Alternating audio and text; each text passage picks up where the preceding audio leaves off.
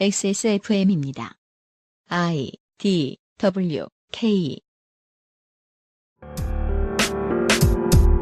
몰로프 팔매의 죽음의 진상을 알고 있다고 말하는 혹은 내가 범인이라고 주장하는 사람은 지금도 100명이 넘는다고 하죠. 4반세기를 훌쩍 넘긴 미제 사건에 서로 일치하지 않는 단서와 증언도 너무 많으니까 포기하는 게 낫지 않겠느냐고요. 중요한 숙제가 오래 밀렸다고 안 해버리는 국가를 국민들은 신뢰할 수 없을 것입니다. 지속 중인 수사를 따라가 봤습니다. 2017년 9월 세 번째 일요일에 그것은 알기 싫답니다.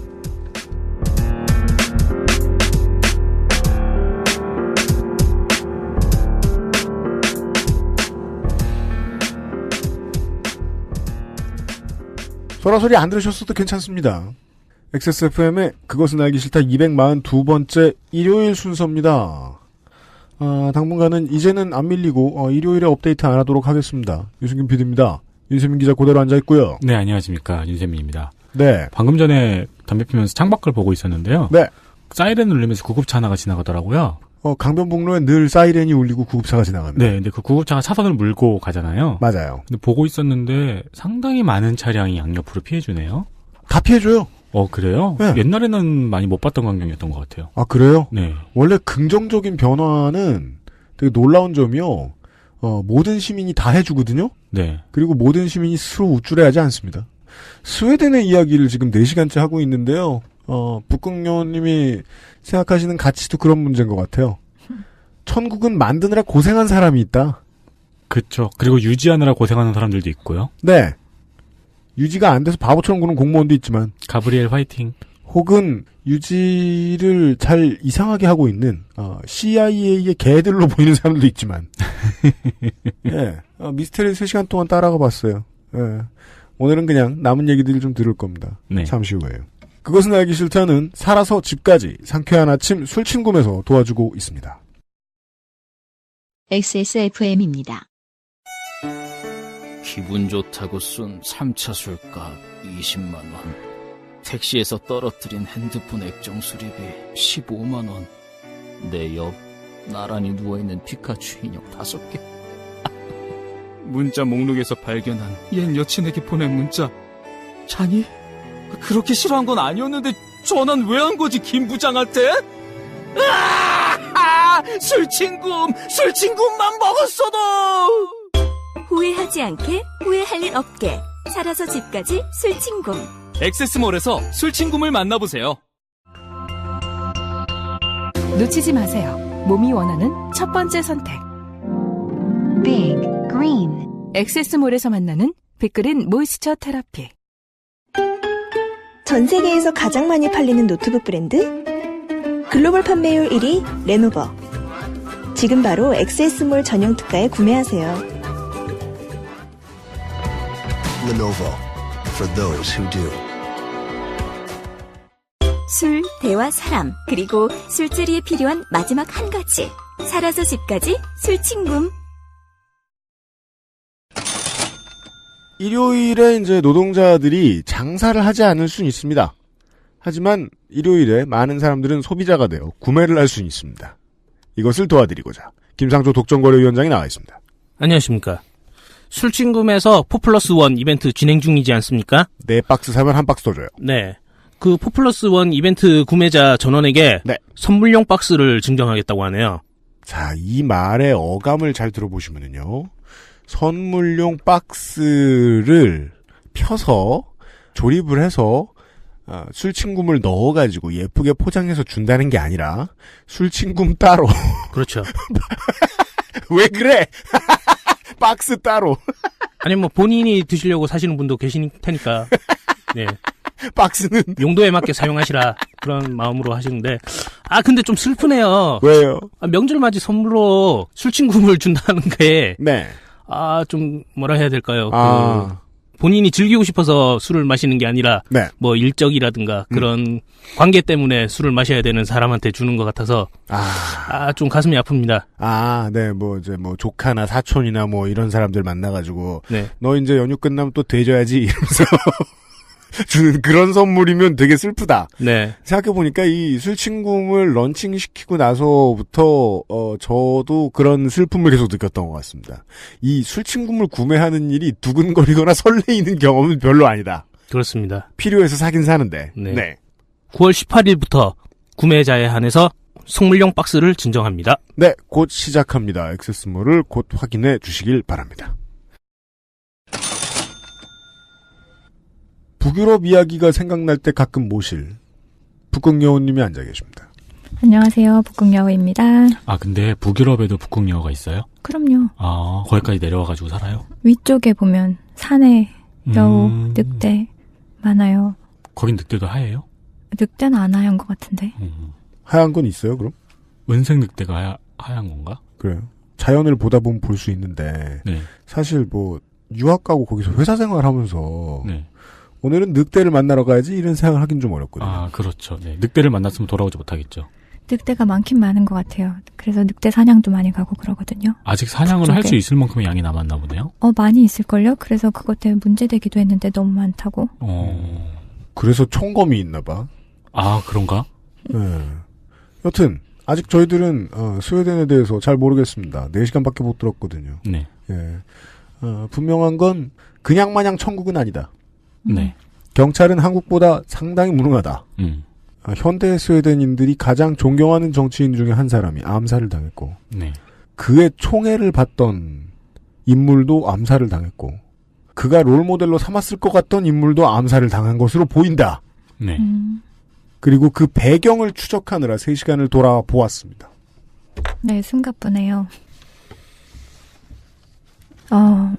이제 팔매의 죽음에 대해서 말씀을 다 드렸는데요. 네. 사실 죽음은 많은 것을 바꿔놓습니다. 팔매의 죽음은 스웨덴에 일종의 트라우마를 남겼습니다.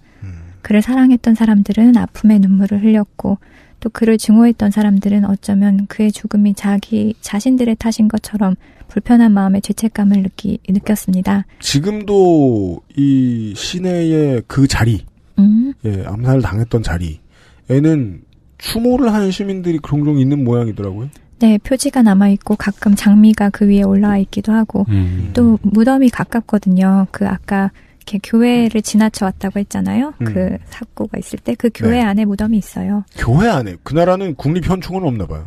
스웨덴도 다른 서양 국가처럼 도시 안에 묘지가 있나 보네요. 예, 그렇습니다. 스톡홀름에 갈 때마다 거기 들리는데 늘 꽃이 있어요. 빨간 장미가 사실 3인당의 표시니까 빨간 장미가 늘 놓여있죠. 그렇군요. 사건 자체를 언급하는 것이 힘들 사람들한테는 진실을 아는 것이 어쩌면 도리어 두려운 일일지도 모르겠습니다. 트라우마를 완전히 계속해서 목도해야 되니까. 상황이 바뀔 수 없다면 복수도 정의도 별로 의미가 없을지도 모르겠어요. 그래서인지 많은 스웨덴 사람들이 범인을 밝혀내는 것에 그렇게 절박해 보이지는 않습니다. 어쩌면 그들에게는 이미 끝난 일이고 더 이상 새기고 싶지 않은 일일 수도 있겠습니다.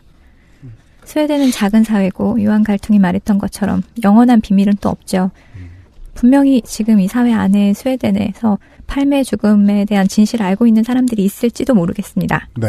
조사하는 동안에도 팔매 사건은 계속 진행되고 있었습니다.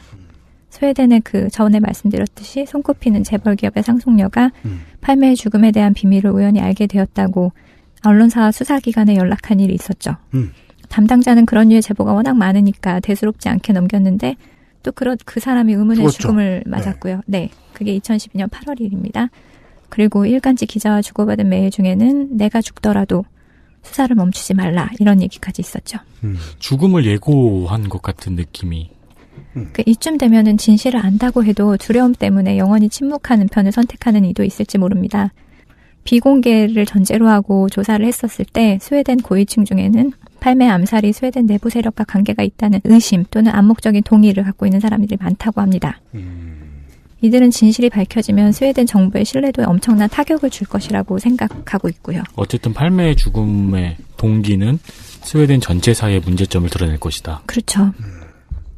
조사팀의 수사 과정은 사건을 해결하려는 의지가 없는 것처럼 보였고요. 또 스웨덴 정부의 태도 역시 어떻게든 마무리 지어버리려는 것 같기도 했었습니다. 어쩌면 누군가 팔매 암살의 진실을 밝혀내는 것, 또 그 진실이 몰고 파장 사이에 무게를 달아봤을 때 그대로 덮어두는 게 낫다고 판단했는지도 모르겠습니다. 그렇죠. 아무튼 올해 2월에 수사팀이 또 유능한 수사반장을 두고 새로 꾸려졌으니까 기대를 걸어보아야겠습니다. 물론 한 8달째 자료를 읽고 계시겠습니다만. 네. 그리고 앞으로 남은 8년 4개월도 계속 자료를 읽거나 보고 계시겠습니다만. 인류는 팔매의 죽음으로 많은 것을 잃었습니다. 아프리카 출신의 노벨상 수상자, 마침 팔매가 세상을 떠났던 86년에 수상했던 월레 소잉카라는 사람이 문학상을 받고 수상 연설에서 팔매의 죽음은 우리 모두의 손실이라고 말을 했습니다. 팔매가 걷던 평화, 자유, 연대의 걸음은 어쩌면 그의 죽음과 함께 멈춰버렸습니다. 팔매 암살은 인류의 진보를 위해 노력하는 사람들에게 보내는 경고장 같았습니다. 오히려 용기와 신념을 따라 사는 사람들을 위축시켰고요. 거기다가 그 경고장을 누가 보냈는지도 아직 모릅니다. 그게 제일 하지만 아직도 스웨덴에서 비행기로 10시간이 넘는 곳에서 태어난 저 같은 사람한테도 팔매가 남긴 유산이 남아있고요. 또 감사하고 그 가치를 기리고 세계 시민으로 살려고 노력하게끔 했습니다. 타살에는 동기가 있죠. 이유가 희생자를 향한 것이든지 사회를 향한 것이든지. 팔매와 같은 격통의 시기를 살면서 여러 조직의 이익에 반하는 언사로 곳곳에 적을 둔 사람이라면 말할 것도 없습니다. 그리고 내가 이게 아무리 생각해도 이게 옳은 가치라서 그렇게 생각해서 말한 다음에 적이 만들어지는 걸 온 뒤통수로 느낄 수 있거든요. 예. 그의 죽음을 둘러싼 갖가지 음모와 추측은 셀 수 없을 만큼 많습니다. 지금까지 그의 삶과 관련된 밀접한 관련이 있는 것만 골라서 정리해서 말씀드렸고요. 팔매의 죽음을 둘러싼 권력의 이해관계는 팔매의 삶을 따라가는 길잡이가 될 것입니다. 분명한 것은 제가 이 팔매의 죽음을 여러분께 말씀드리는 이유는 팔매는 죽음보다 삶으로 더 많은 이야기를 할 수 있는 사람이라는 점입니다. 사람들은 다 팔매를 암살당한 정치인, 그래서 팔매의 죽음 때문에 그의 이름을 알지만 사실 그의 죽음을 조사하고 나서는 저는 그의 삶이 정말 궁금해졌거든요. 아, 네.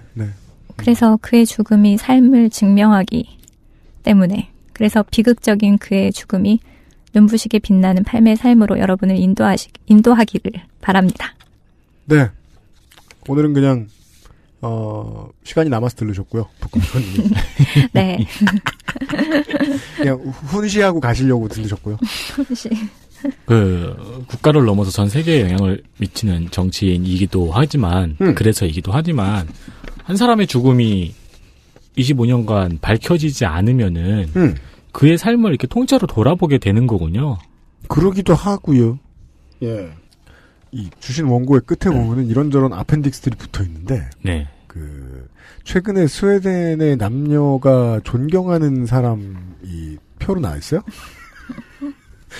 이건 왜 써있죠? 괜히 궁금하네?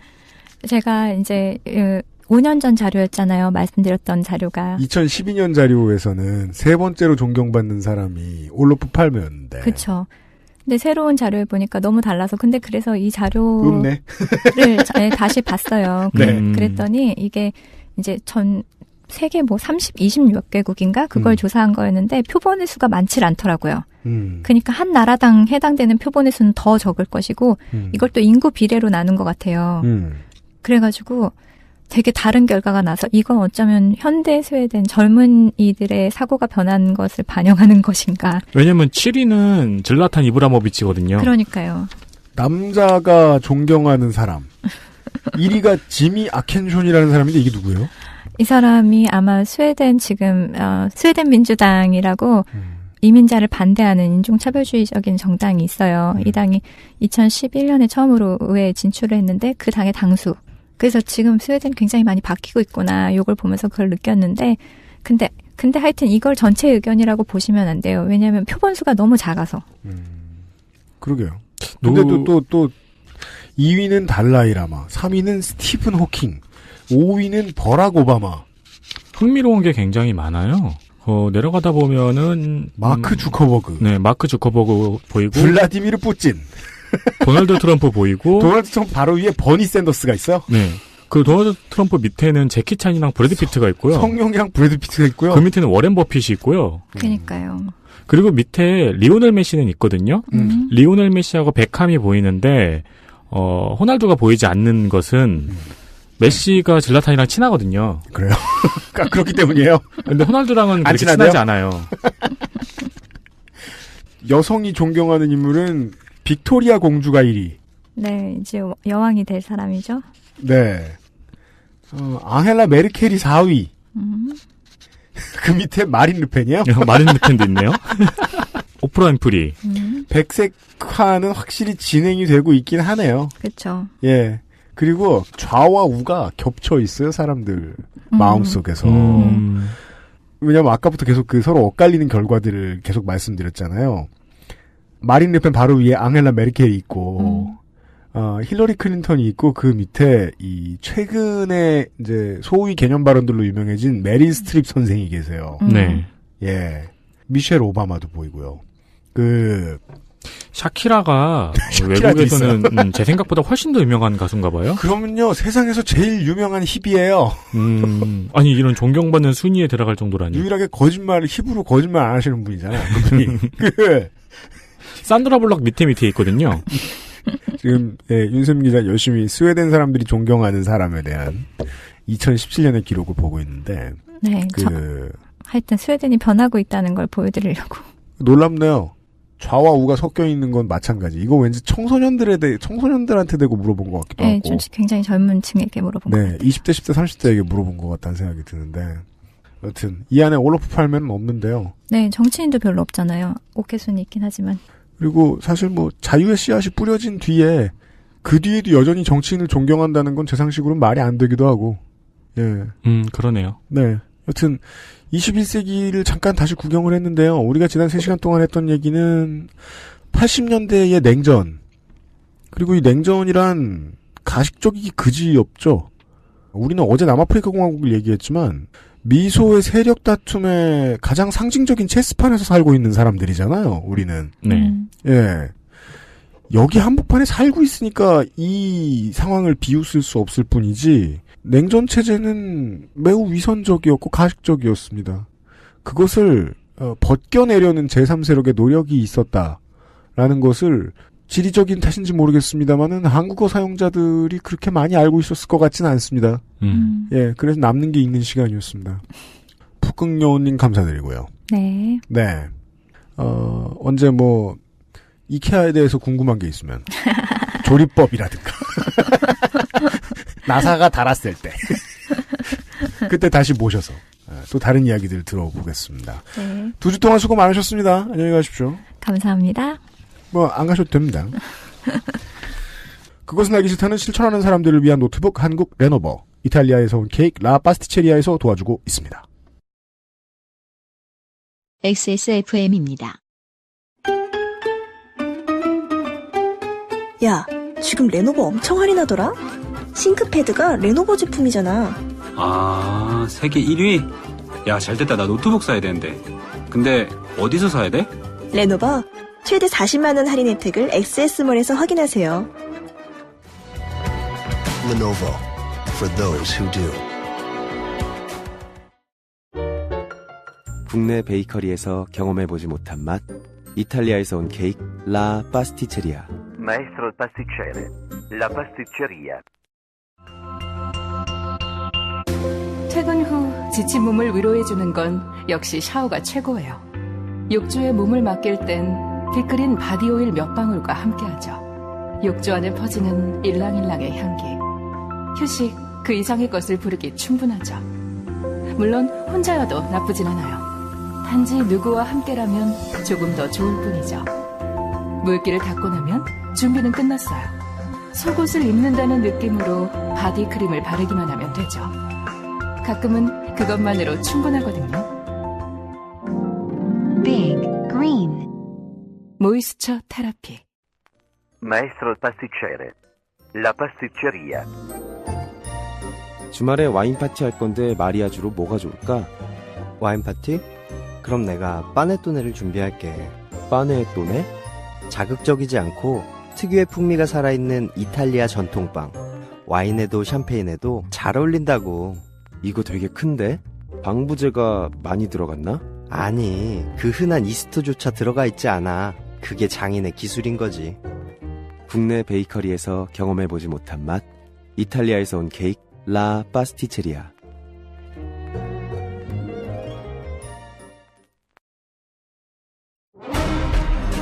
아스트랄 뉴스 기록실 뉴스 아카이브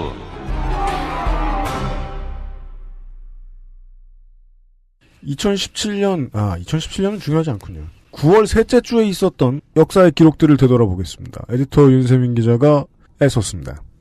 늘 그랬듯이 먼저 입결 소식입니다. 네.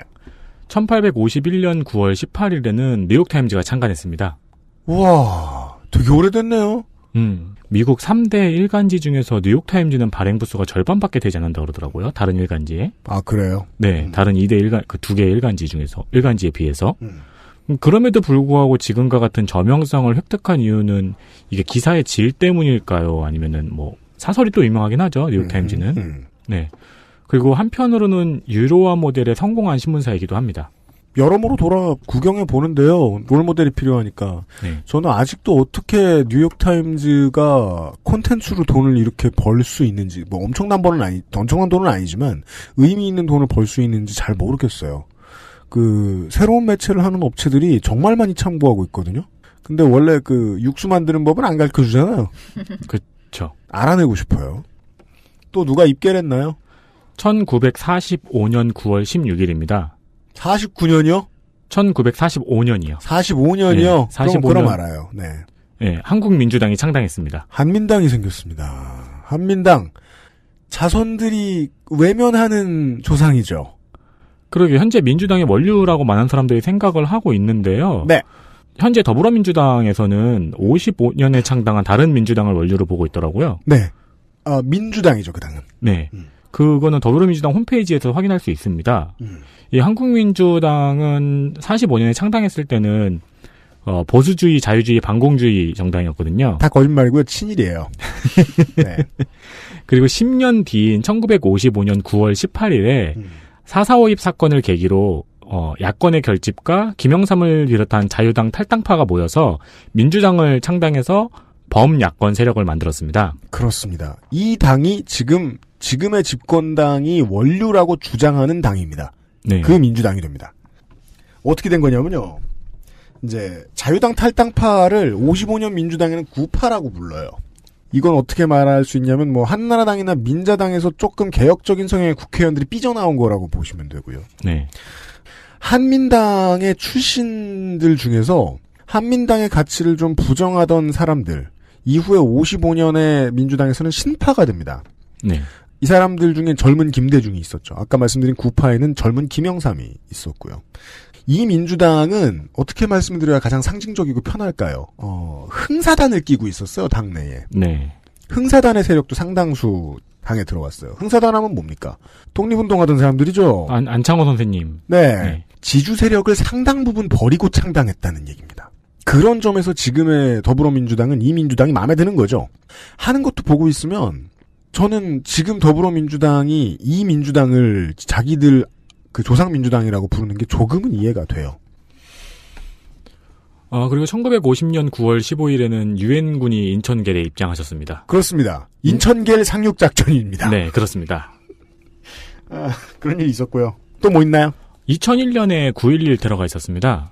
근데 이 19년 전인 1982년 9월 16일에 이 사건의 원인이 되는 사건이 있었습니다. 그렇습니다. 바시르와 왈츠를이라는 애니메이션 다큐멘터리를 들어보신 적 있으신가요? 예, 우리 방송에서도 한번 언급된 적이 있습니다. 예, 안드로이드가 자세히 설명을 했었고요. 네.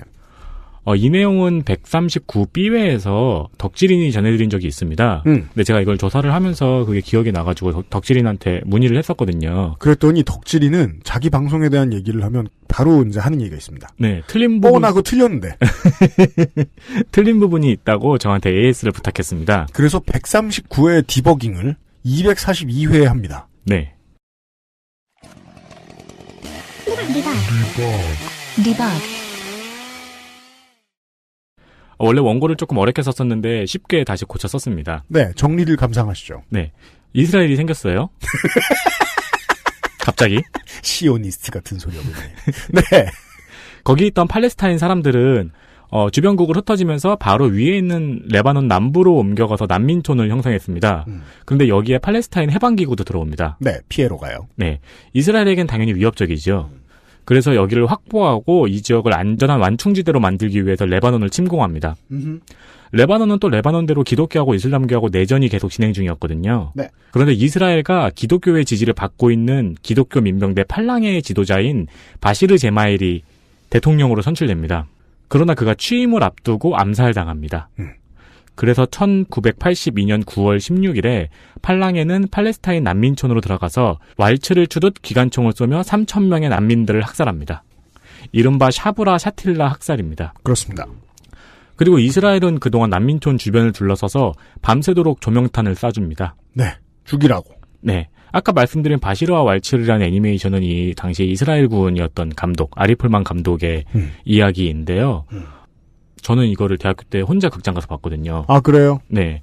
극장에도 혼자 있었어요. 아. 네. 근데 비주얼적으로 굉장히 뛰어난 작품이거든요. 이 다큐멘터리 애니메이션이. 근데 그 당시에는 비주얼만 보고 내용은 무슨 내용인지 한번 몰랐는데 다시 한번 볼 필요가 있겠더라고요. 네. 그런데 여기에서 덕질이는 팔랑해가 바시르를 암살했다고 이야기를 했었어요. 바시르가 암살돼서 팔랑해가 빠개친 건데 팔랑해가 바시르를 암살했다고 당시에 이야기를 했습니다. 근데 사실 이거는 바시르의 암살이 팔랑해의 자작극이었다는 음모론이 있거든요. 그러니까 본인이 이 정보에 오염된 것 같다고 하더라고요. 네, 알겠습니다. 2년 전이지만 그나마 반성해서 다행입니다. 네. 이 사건으로 인해서 헤즈볼라가 탄생합니다. 그렇습니다. 그리고 후에 오사마 빈 라덴은 이스라엘의 레바논 침공이 9.11 테러의 원인이었다고 스스로 직접 밝히기도 했습니다. 네, 그랬었죠. 그렇게 틀린 정보가 있음에도 불구하고 이슬람 유산 덕질기를 다시 한번 좀 들어봐 주셨으면 하는 이유는 헤즈볼라 같은 당이자 국가이자 테러 조직인 동시에 NGO인 네. 이런 모든 면에서 자생해야 되는 정당이 어떻게 나올 수 있었는가를 제가 아무리 생각해도 덕질인이 잘 설명했거든요. 맞습니다. 예. 사실 여기 나오는 팔랑해도 당이거든요. 네. 근데 당이자 민병대예요. 네. 그리고 무장단체고요. 그렇습니다. 되게 많은 국가에서 무장단체를 하고 있는 지도자들이 롤모델 삼아 굴비처럼 보고 있어요. 여튼 오늘 아카이브는 내용이 좀 많습니다. 공교롭게 아카이브가 내용이 많습니다. 네. 이왕 이렇게 된 거 9월 셋째 주를 중심으로 느긋하게 근대사를 한번 산책해 보겠습니다. 느긋할 것까지야. 퇴근해야 되는데. 다급하게 산책해 보겠습니다. 1966년 9월 15일. 41년 전입니다. 네. 경향신문이 특종을 터뜨립니다. 나는 맨날 틀려. 51년 전입니다. 저는 계산이 암산으로 안 돼요. 네. 삼성 계열사인 한국비료에서 사카린을 밀수했는데 세관에서 벌금 2천만 원만 부과했다는 기사입니다. 그렇습니다. 그 다음 해가 대선이었습니다. 그 대선은 이승만의 유산이죠. 3명에 1명 세워가지고 부정선거 이런 것도 못하는 상황이었습니다. 네. 그래서 이제 어떻게 해야 표를 얻을 수 있을까를 생각하다가 지방의 표를 획득하기 위해서 생각해낸 아이디어가 비료공장. 이었고 삼성의 이병철 회장을 불러들였던 거죠. 그러니까 한국비료를 이제 짓자고 이병철 회장과 박정희가 직접 만나서 이야기를 했다고 하죠. 이런데 이런 특종이 터져서 바로 다음 날부터 모든 언론은 이 사건으로 도배가 됩니다. 네. 제가 당시에 그 라이브러리를 살펴봤거든요. 그리고 여론은 크게 분노합니다. 중앙일보를 제외한 모든 신문과 네. 동양방송을 제외한 모든 방송이 이를 질타했고 네. 김두한은 국회에 똥을 뿌렸습니다. 그렇습니다. 김두한 의원은 이 사건으로 또 나중에 잡혀갑니다. 네, 똥을 뿌렸으니까요. 네. 여론의 분노를 보고 박정희는 재빨리 이병철 회장을 버립니다. 그렇습니다. 그리고 이병철 회장은 한국 비료를 국가에 헌납하고 은퇴합니다. 또한 차남인 이창희 씨가 1년간 감옥에 다녀오는데요. 정리 참 쿨하게 해요. 네. 나중에 이맹희 씨가 회고록을 냈어요. 근데 여기에 보면은 이 사건을 두고 박정희의 묵인 하에 본인이 주도한 일이라고 고백했습니다. 그리고 사카린 말고도 양변기, 욕조, 스테인레스판도 함께 밀수해서 암시장에 팔았다고 말합니다. 네. 회고록에는 이병철 회장이 박정희에 대해서 입에 담을 수 없는 욕을 했다는 내용도 있습니다. 왜 그러냐면은 정황상 그렇게들 흔히 이야기를 하죠. 이병철은 원치 않았고 박정희가 이를 설득했다라고요. 그래서 이병철이 했다는 말이 유명하죠. 국민과 정부와 언론이 도와주면 하겠다. 즉, 다 장악하고 할 수 있게 해달라. 그리고 그걸 믿었다는 거죠. 한국비료에 실제로 만들어서 일을 하고 있었던 사람들. 그러다 보니까 콩고물이 묻어서 손에 이 사람들의 네. 에어컨도 수입해오고 작물 막 들여오는 어차피 세관은 우리 건 안 까본다고. 그랬다 걸린 거죠. 네. 이 사건으로 인해서 이병철 회장이 은퇴하지만 2년 만에 돌아옵니다. 네. 근데 그 와중에 첫째와 둘째가 짜지고 셋째인 이건희 회장이 삼성을 물려받게 됩니다. 네. 간단히 정리하면 그렇습니다. 오늘날의 삼성을 있게 한 중요한 사건 중에 하나였네요. 그렇습니다. 그리고요. 1980년으로 가보겠습니다. 1980년에는 서울의 봄, 서울역 회군, 그리고 광주 민주화운동이 있었죠. 네.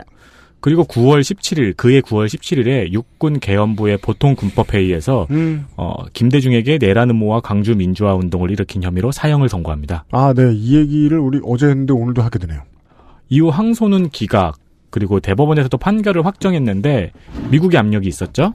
그래서 무기징역 20년형 석방 사면의 절차를 밟게 되죠. 그렇습니다. 석방 사면 당선의 절차를 밟게 되죠. 그렇습니다. 창당, 은퇴, 복귀, 당선. 네, 이었어요. 또 있나요? 그리고 1988년 9월 17일입니다. 서울 하계올림픽이 개막했습니다. 저는 분명히 글도 쓰고 읽고 산수도 할 줄 아는 나이에 올림픽을 경험했는데 9월이었다고는 생각이 안 드는데 9월이었네요. 그러게요. 네, 분명히 7, 8월에 했던 것 같아요. 저도 왠지 되게 더웠던 걸로 기억을 하는데. 왜냐면 그 굴렁쇠 굴리는 소년만 봐도 더웠거든요. 그 소년이 저랑 동갑인 걸로 알고 있는데. 그렇겠네요. 어디서 나처럼 늙어가겠죠. 그 옛날에 1박 2일에 잠깐 나왔었어요. 아, 진짜요? 네. 소련이 참가한 마지막 올림픽이죠, 그리고. 지금 제가 그 관련 자료를 찾아보니까 선수 대표 선서를 그 당시 핸드볼 선수인 손민아 씨하고 네. 지금의 불락 간별사인 허재 감독님이 했더라고요. 아, 네. 허웅 선수 아버님이. 그렇죠. 네. 이게 올림픽이야! 선서를 그렇게 하진 않으셨습니다. 네. 군부 2.0 시대였잖아요. 네. 정치하기 참 쉬웠구나라는 생각이 드는 기록들밖에 안 보여요. 네. 그냥 대충 아직도 국가에다가 삽질을 하고 인프라를 투자를 해서 할 수 있는 일들이 되게 많았던 때였단 말이에요. 올림픽대로 그때 생겼습니다. 김포공항도 그때 확장됐고요. 네. 정치하기 얼마나 쉬웠냐는 얘기 다시 한번. 차량 2부제를 제가 똑바로 기억납니다. 차량 2부제. 2부제는 어떻게 하는지 아세요? 홀수 짝수잖아요. 홀짝제죠? 네. 어떻게 그럴 수가 있습니까? 미쳤어요? 저더러 지금, 우리 홀짝제 하라 그랬다. 저는 그러면은 주 3일째로. 아니, 근데 홀짝제. 2.5일째로 출근하게 돼요? 2부제인데 차를 왜 사요? 그렇구나. 반값으로 팔든가. 저도 음악할 때는, 제 차에 귀여운 스티커를 붙일 수 있었거든요. 제 차는 화요일에 쉬어요. 왜냐면 화요일에 쉬어도 살만했거든. 네. 지금은 그거 못 붙입니다. 일이 바빠서. 홀짝제를 할 수 있었어요. 2부제는 모든 차에 그걸 붙이면 되네요. 제 차는 내일 쉬어요. 괜찮아요? 어제 쉬었어요. 네. 그리고 서머타임도 했습니다. 어르신들은요. 이게 인생이 하도 바쁘고 빡세게 지나가니까 제가 어릴 때 20대 30대셨던 분들은 서머타임을 한 몇 년 했는 줄 아세요? 아니에요. 89년 없어졌어요. 아, 그래요? 네. 보신탕 판매 금지를 했습니다. 이 당시에요? 네. 아, 올림픽 기간에? 놀랍죠. 2017년에도 지자체도 이해가 다르고 시민들도 반발해서 못하는 걸 쿨하게 했어요. 저기 브라질 월드컵 때 그때 빈민들을 다 쫓아내고 그래가지고 이제 문제가 됐었잖아요. 네. 88년도에 했었잖아요, 우리도. 많이 했죠. 보신탕을 영양탕, 사철탕이라고 부르는 게 대중화됐어요. 아, 그랬구나. 이름 바꿔 장사했던 거거든요. 참 무식한 정치가 가능하던 시절이었어요. 기억이 납니다. 여튼요. 갑자기 2011년으로 넘어오겠습니다. 네. 2011년 월스트리트에 구호가 나타납니다. 우리는 99%다. 이거는 1%의 인구가 50%의 부를 가지고 있다는 것을 지적하는 시위였습니다. 9월 17일이었군요, 이때가. 네, 바로 월가를 점령하라 시위였죠. 오큐파이 월스트리트. 네. 발단은 2008년 전 세계 경제를 파탄낸 월스트리트의 금융회사들은 여전히 잘 살고, 그리고 그 사태 때문에 어려워진 시민들은 계속해서 나락으로 떨어지고 있었던 것에 대한 분노였습니다. 이 시위는 특이하게 주최 측 없이 SNS로 퍼져나간 시위였습니다. 네. 그래서 전 세계에 영향을 주었고 SNS로 시위가 가능하다는 것을 많은 세계의 지도자들이 깨닫게 되었죠. 그렇죠. 그리고 수잔 서랜든, 지잭, 마이클 무어 등의 인사들이 참여하기도 했습니다. 시위 자체의 결말은 좀 흐지부지 되긴 했는데요. 네. 전 세계에 뿌린 메시지는 충분하다고 저는 개인적으로 생각합니다. 네. 물론 또 이 오큐파이 운동이 퍼지면서 처음에는 당연히 어설프죠. 이게 복사가 되면. 네. 한국에서도 무슨 뭐 오큐파이 뭐 여의도를 점령하라 뭐 이런 거 하고 했었는데. 근데 여의도는 주최 측이 있었어요. 상징성은 여의도 금융가하고 월스트리트는 완전히 다르거든요. 네. 한국은 월스트리트하고 똑같이 대변할 수 있는 1대1 되는 데가 없어요. 월스트리트 어학원을 갈까? 왜냐면은 디카프리오가 없거든요. 그래서 이제 오큐파이 운동이 세계인들에게 가장 현실적인 도움을 준 사례는 결국 여기에서 처음으로 아이디어가 나와서 실현된 롤링 주빌리입니다. 이것을 우리나라에 수입해와서 이식한 게 재윤경 의원의 주빌리 은행이죠. 채권 소각을 합리적으로 해내는. 네. 잘못 낙인 찍힌 가난을 지워주는 방식. 네. 예. 저는 그거가 가장 의미 있는 유산이었다고 봐요. 하나 정도 더 해보죠. 다음 아카이브는 인조인간님이 제 목대에 USB를 꽂아가지고 추천해주신 아카이브입니다. 네. 2010년 5월에 대전에서 지적장애 여중생 집단 성폭행 사건이 일어납니다. 연루된 가해자는 고등학생 16명. 차후 이 가해자들은 소년부로 송치가 되었습니다. 그리고 보호자 위탁, 교육수강명령, 보호관찰 등의 소년보호 처분을 받았습니다. 네. 아무도 소년원에도 가지 않았어요. 심지어 구속영장도 기각됐으며 소년부로 송치된 뒤에 이 가해자들이 고3이라는 이유로 선고도 수능 이후로 연기했습니다. 2010년만 해도 되게 옛날입니다. 이런 문제 보고 있으면요. 네. 당시에 이 재판이 일어나는 도중에 계속해서 시민단체와 피해자들이 반발을 했거든요. 지속적인 성명 발표와 시위, 언론의 보도도 많이 있었는데. 네, 그 고등학교 앞, 그 다음에 이제, 대전의 교육청 앞. 네. 네. 그럼에도 불구하고 이런 판결이 나온 거예요. 그런데 이 가해자 중에 한 명이 다수의 봉사활동 경력으로 교사의 추천을 받아서 성균관대에 입학했다는 사실이 밝혀졌습니다. 네. 이후 교육청 감사에 따르면 해당 학생은 성폭행 사건 이후 8개의 교내에 표창을 받았다고 합니다. 그리고 심지어 반장으로 임명되었다고 하네요. 당연히 입학은 취소되었고 해당 고등학교는 교내 징계위원회를 열었습니다. 결과는 담임교사 정직 2개월, 방학입니다. 생활지도부장 정직 1개월, 방학입니다. 교감 감봉 1개월, 3학년 부장 감봉 1개월의 처분을 내렸고요. 교장은 이미 퇴임해서 징계를 받지 않았습니다. 그렇습니다. 이런 사건이 있었어요. 네. 전 그래서 이 사건을 떠올리면 이번에 이 중학생 무차별 폭행 사건 몇 군데서 일어난 일, 네. 많은 전문가들이 지적하죠. 없던 일이 아닌데 지금 맞습니다. 떠오른 거다. 네. 사실은 이런 완벽한 약자를 상대로 한 강간 사건도 없는 일이 아니죠. 그렇죠. 지금도 있을 거예요. 네. 근데 그 당시에 여론하고 지금 여론하고 제가 느끼기에 온도차가 가장 큰 게요. 그 당시에도 소년법 개정하자 얘기 나왔어요. 근데 이 정도까지는 아니었어요. 저는 그래서 이게 나쁘게 보이진 않아요. 근데 제가 이 사실을 찾아보면서 이제 재판 결과를 찾아보려고 검색을 해봤는데요. 일단 가장 슬픈 거는 이런 사건이 대한민국에 굉장히 많아서 네. 헷갈려요. 그러니까 지금은 어떨지 모르겠는데 그때만 해도 정말 야만적이었던 게 이 비읍고 네. 상황을 보면 정황을 지금 들어보시기만 해도 아시겠죠. 담임은 이미 이 학생이 강간범이라는 사실을 알고 있었다는 것. 네. 알고도 반장까지 시켰다는 것. 그렇죠. 왜냐하면 전형에 맞을 수 있을 것 같으니까. 선생이 얘가 강간범이지만 너무 괜찮으니까 서울에 대학교 의대 갈 수 있을 것 같으니까 넣어줘야지, 밀어줘야지. 그 정도 수준에서 끝나는, 그것도 아주 나쁜 짓인데 그 정도 수준에서 끝나는 게 아니죠. 이건 다 검증된, 확인된 부분입니다.